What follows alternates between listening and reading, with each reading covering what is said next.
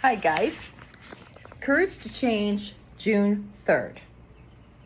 In order to keep family and friends from interfering with their... Wait, let me start this over. In order to keep family and friends from interfering with their drinking, alcoholics sometimes create diversions by accusing or provoking. At such a time, we who have been affected by someone else's drinking tend to react, to argue, and to defend ourselves.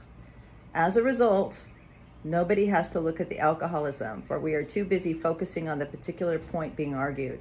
Any topic will do. And unfortunately, what we defend against, we make real. When we take step one, we admit that we are powerless over this disease. We do not have the strength necessary to fight it. Defending ourselves by engaging in arguments with actively drinking or otherwise irrational people is as fruitless as donning armor to protect ourselves from a nuclear explosion. Only a power greater than ourselves can restore us to sanity. Today's reminder: I'm responsible for taking the actions necessary to keep myself safe. But when my safety is not at risk, I can take time to make choices about my responses. I don't have to react instantly to provocation. When someone's provoking you, provocation. Not sure how to say that. Provocation. And I'm not obligated to justify myself to anyone. By turning my higher power for protection rather than my wits or my will, I avail myself the best defense possible. Well, this is a great reading, and I want to talk about it. There's a lot of you that are living with active alcoholics and addicts. I know because I talk to you. I know because you contact me and you say, oh my God, this is what's happening. This is what he said. This is what she said. This is what they're doing. Okay, this is it. Alcoholics will try to divert your attention to anything but their drinking or using. They will make shit up if they have to. They get mean, they get angry, they want to argue, they attack. And people say that they just couldn't get them to understand. You're not going to get them to understand. Stop trying. Do not argue with an active alcoholic. If someone is drunk, you might as well just forget it. Okay? They're not going to remember it anyway. They're arguing with you. They're getting attention. They're diverting things. They're gaslighting you. They're trying to make you think you're crazy and you're the problem. Okay? So don't get in the ring. It's just like, why would you get in the ring with Mike Tyson? You wouldn't. You definitely wouldn't get in the ring with Mike Tyson with one arm tied behind your back. And that's what happens when you love somebody and you get in the ring. Forget it, right? There is no reason.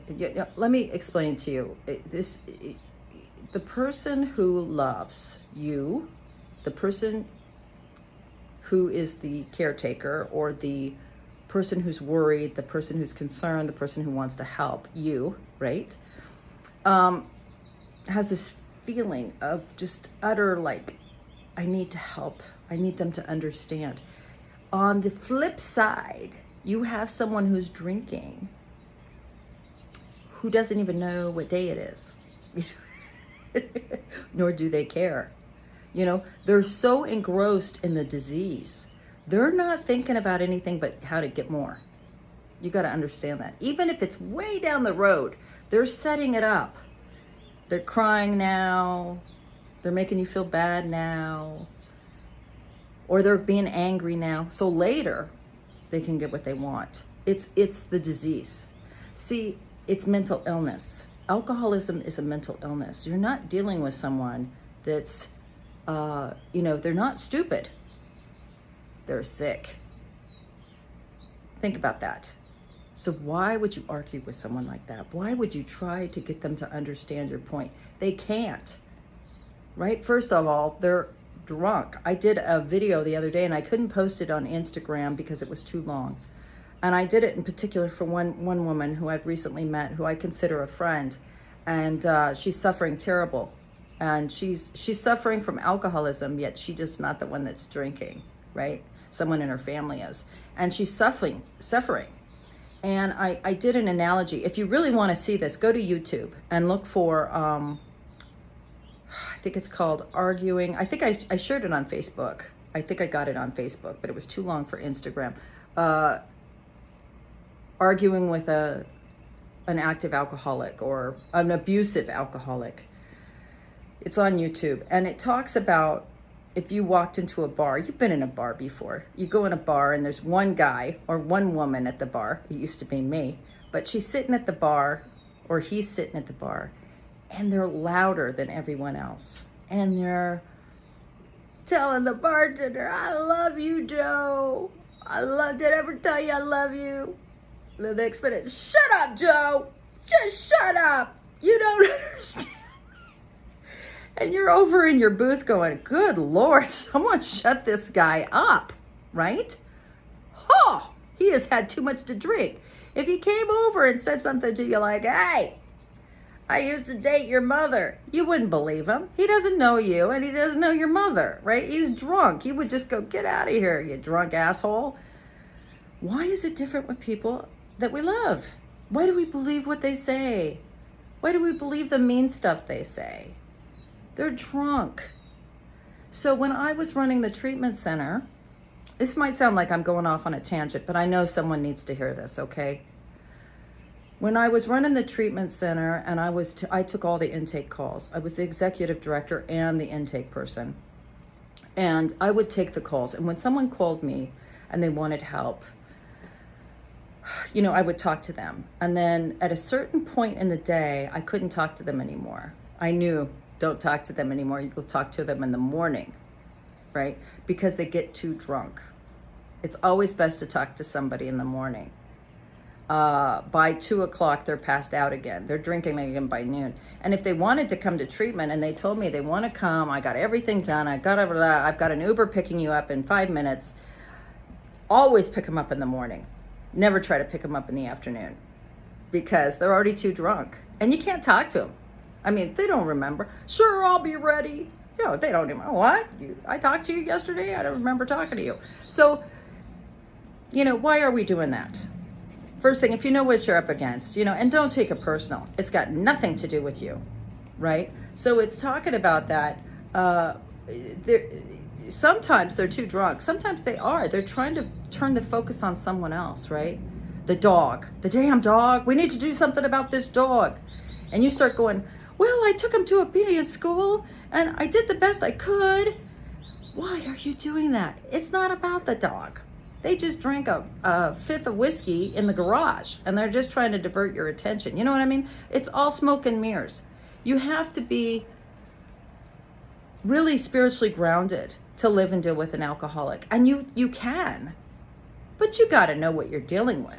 You know what I mean? I deal with alcoholics all the time. I get terrible hate, people hate me and the next day, oh, I'm so sorry. I can't believe I said that, and I just know, you're drinking. I know, I get it. It doesn't mean you get to talk to me like that. And doesn't mean I'm going to answer the phone. I don't even answer the phone from people if I know they're drinking, if it's after like 2, because I don't want to talk to them.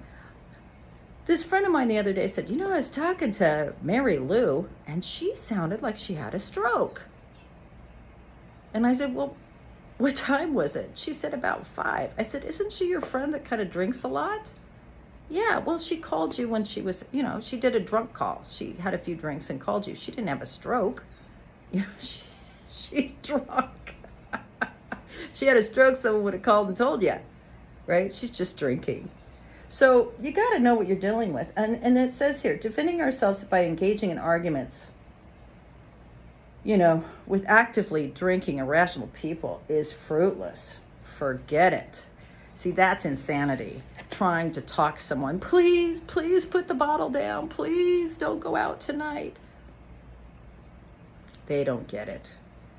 They're drunk. They're going to do what they're going to do. Don't even waste your time. The only hope you have is their own consequences will show them that something needs to change. You just need to keep focusing on yourself. You need to know that you're powerless. And that what's in this last line, I like it.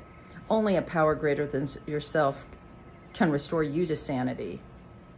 right? It'll give you the, like, ugh, why am I talking to him right now? Or why am I talking to her right now? You know, they can't even stand up. You know what I mean? They spilled their drink, right? I'm not talking to them.